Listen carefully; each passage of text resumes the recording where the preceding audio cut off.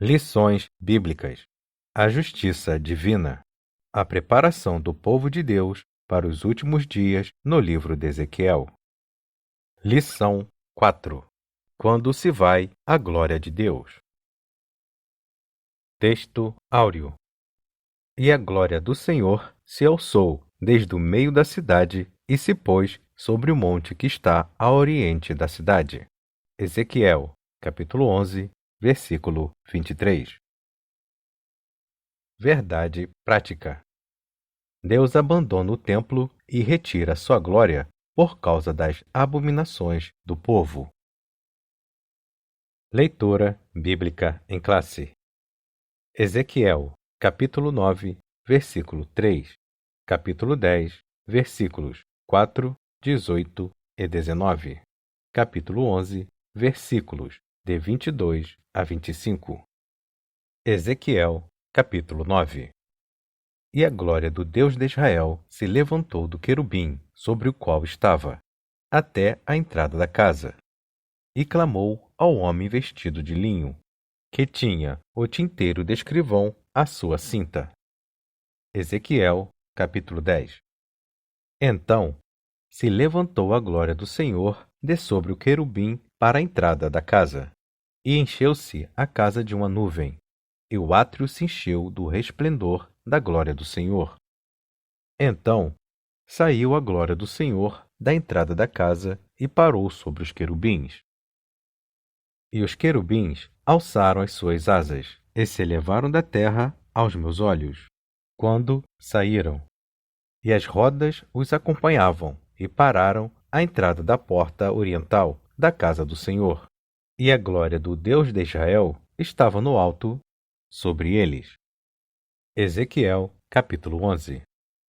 Então os querubins elevaram as suas asas, e as rodas as acompanhavam, e a glória do Deus de Israel estava no alto sobre eles. E a glória do Senhor se alçou desde o meio da cidade e se pôs sobre o monte que está a oriente da cidade.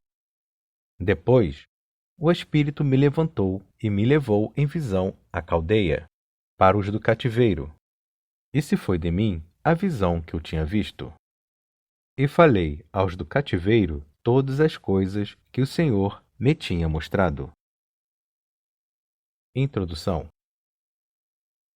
A glória de Deus representava a presença de Javé no templo. Quando Deus mandou Moisés construir o tabernáculo, explicou a razão dessa ordem. E me farão um santuário, e habitarei no meio deles. Essa presença não era incondicional. O povo tinha compromissos de acordo com a aliança feita no Sinai, mas esse pacto havia sido violado. O objetivo da presente lição é esclarecer sobre a retirada da glória de Deus do Santuário de Jerusalém. Tópico 1. Sobre a glória de Deus. A glória de Deus baixou do céu à terra primeiramente no tabernáculo, no dia de sua dedicação. Depois disso, essa cena se repetiu por ocasião da inauguração do Templo de Jerusalém pelo rei Salomão. 1. O significado de glória. O contexto ajuda a esclarecer o sentido do termo. A palavra hebraica é kavod, que literalmente significa peso, e nesse sentido literal só aparece 2 vezes no Antigo Testamento. A Septuaginta, antiga versão grega do Antigo Testamento, emprega vários termos, entre eles doxa, glória, resplendor, poder, honra, reputação, e timé, valor, honra. Mas, nas visões de Ezequiel, glória indica o resplendor pela presença do Senhor. Essa é a descrição feita pelo próprio profeta. O vocábulo hebraico Shekinah, geralmente usado entre os crentes como glória, não aparece na Bíblia, porém é frequente no judaísmo. 2. a glória de Deus. Ela se manifestou aos filhos de Israel quando Moisés dedicou o tabernáculo a Deus.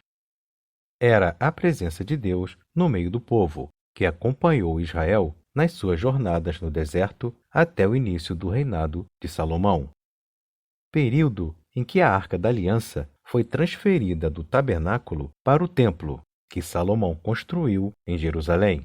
A glória de Deus encheu toda a casa e, da mesma forma, no culto de dedicação do templo.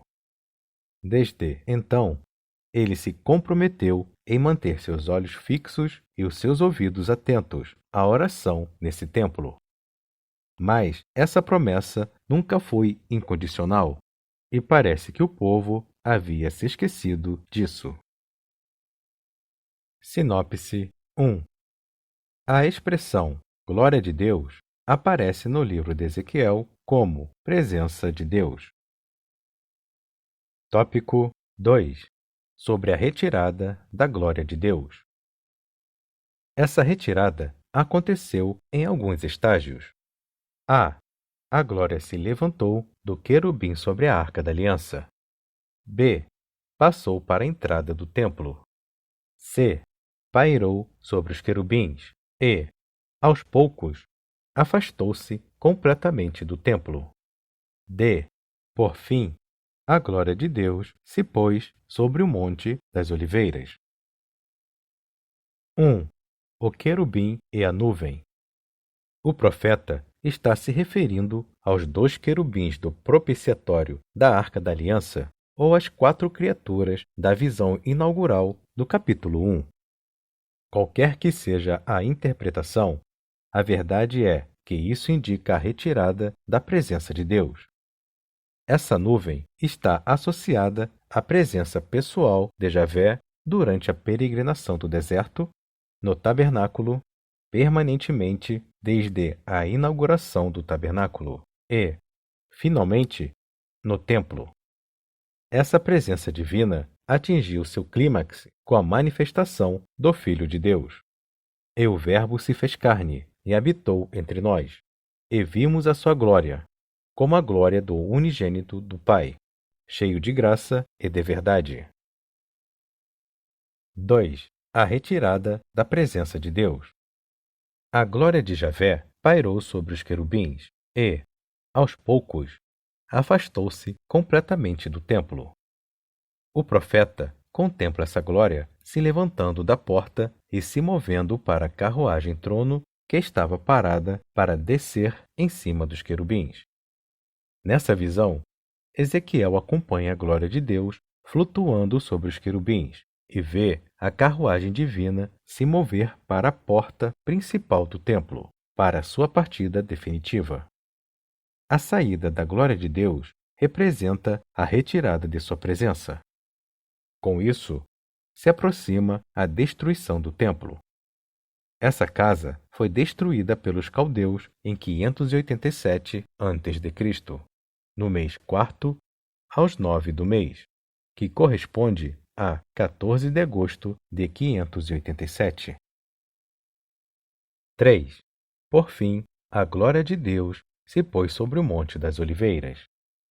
A presença de Deus no templo era privilégio de Israel, mas isso exigia responsabilidade, de modo que a glória de Deus não podia habitar com os pecados do povo. Mas a casa de Deus era profanada com as práticas pagãs mais abomináveis. Ezequiel viu a glória de Deus partindo do templo para o Monte das Oliveiras. Dali, ascendeu ao céu para retornar no fim dos tempos, não mais no templo de Jerusalém, mas no templo do milênio. Com a retirada da presença de Deus, o templo ficou vulnerável, juntamente com a cidade de Jerusalém. Interessante que o Monte das Oliveiras é também o local da ascensão de Jesus. Sinopse 2. A retirada da glória se deu mediante a retirada do querubim da Arca da Aliança, deslocando-se para o Monte das Oliveiras. Tópico 3. Sobre o segundo templo. Ciro, rei da Pérsia, baixou o decreto que pôs fim ao cativeiro de Judá em 539 a.C. e, pouco tempo depois, partiu de Babilônia a primeira leva de judeus de volta para Judá. No seu decreto de libertação, o rei incluiu a reconstrução do templo em Jerusalém. 1.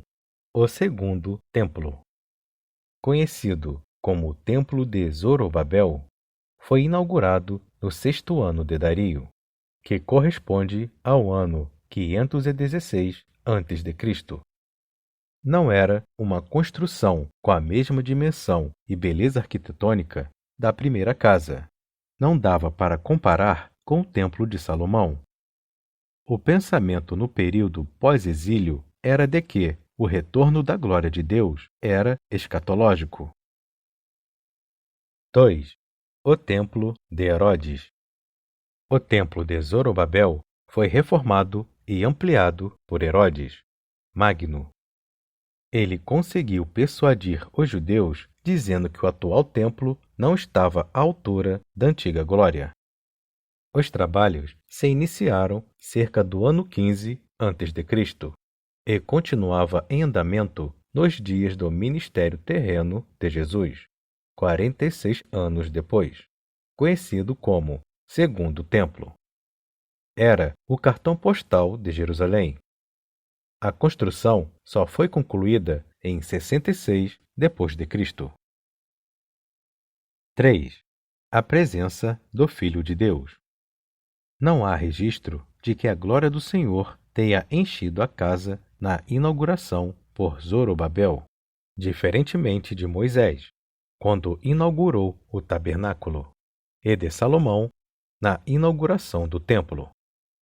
Foi o Senhor Jesus que trouxe a glória de Deus quando ministrou no templo de Herodes.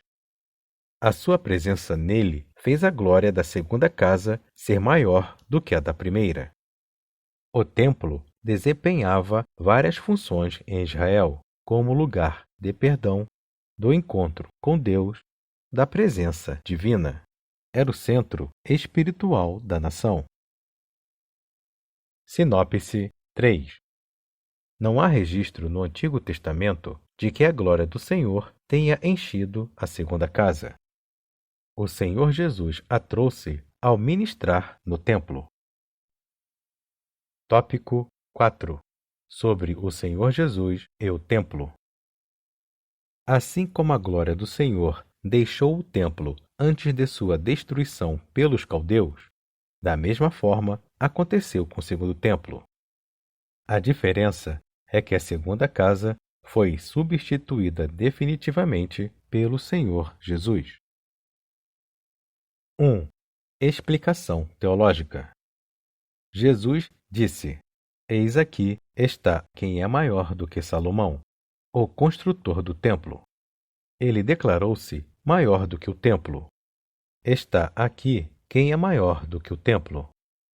Quando ele curou o paralítico em Cafarnaum, disse: Filho, perdoados estão os teus pecados. Era uma mensagem velada, dirigida aos sacerdotes de que a função do templo estava para ser concluída em breve.